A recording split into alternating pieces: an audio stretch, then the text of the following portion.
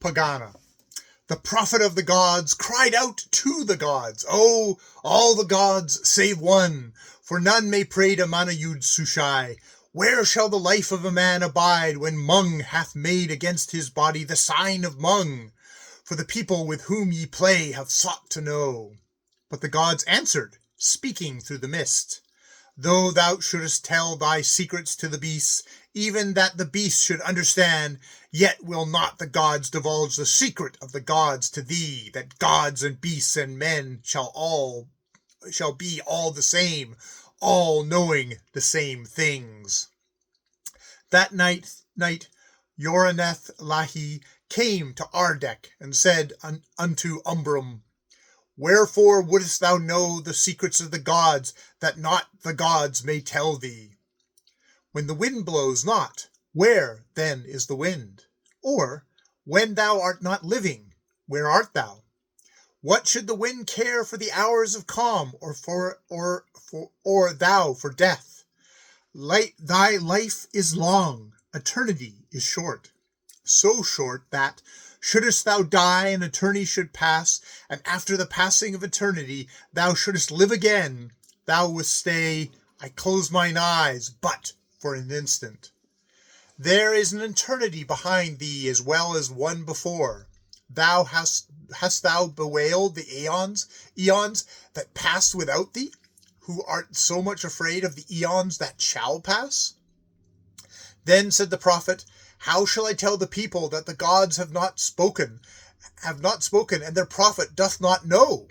For then I should be a prophet no longer, and another would take the people's gifts instead of me."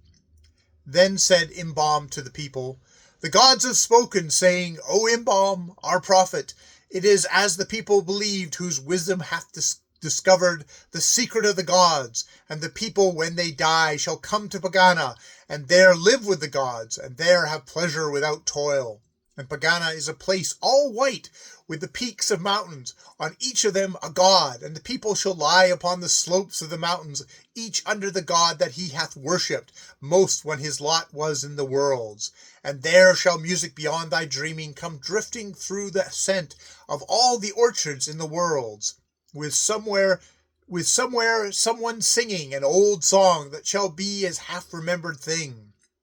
And there shall be gardens that have always sunlight, and streams that are lost, and no sea beneath skies forever blue. And there shall be no rain, nor no regrets.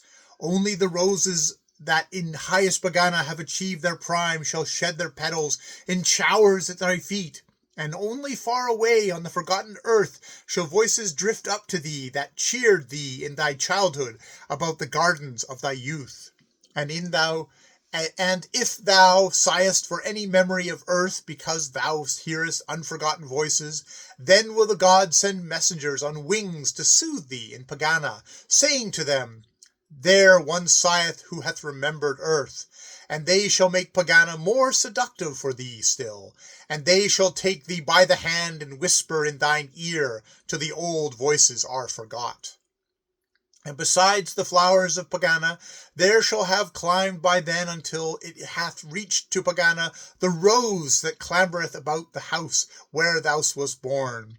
Thither shall also come the wandering echoes of all such music as charmed thee long ago. Moreover, as thou sittest on the orchard lawns that clothe Pagana's mountains, and as thou hearkenest to the melody that sways the souls of the gods, there shall stretch away far down beneath thee the great unhappy earth, till gazing from rapture upon sorrows, thou shalt be glad that thou wert dead. And from the 3 great mountains that stand aloof over all others, Grimbol, Zebol, and Tragahobol, shall blow the winds of the morning and the wind of all the day, borne upon the wings of all the butterflies that have died upon the worlds, to cool the gods and Pagana.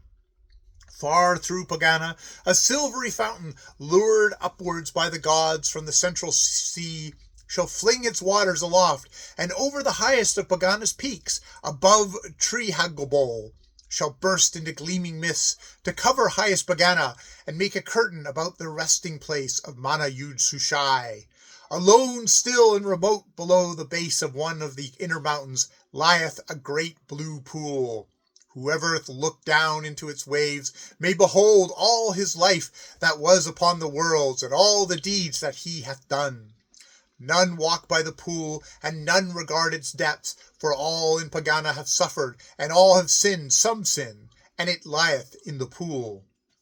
And there is no darkness in Pegana, for when night hath conquered the sun and stilled the worlds and turned the white peaks of Pegana into grey, then shine the blue eyes of the gods like sunlight on the seas, where each god sits upon his mountain.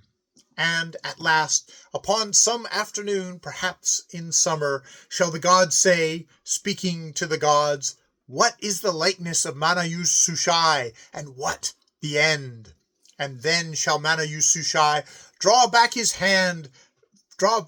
hand the mists that cover his resting, saying, "This is the face of Mana-Yuz-Sushai, and this the end."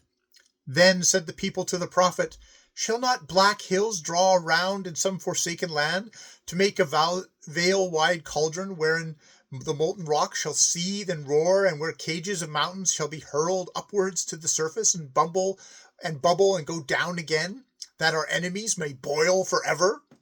And the prophet answered, "It is writ large about the bases of Pegana's mountains, upon which sit the gods, thine enemies are forgiven."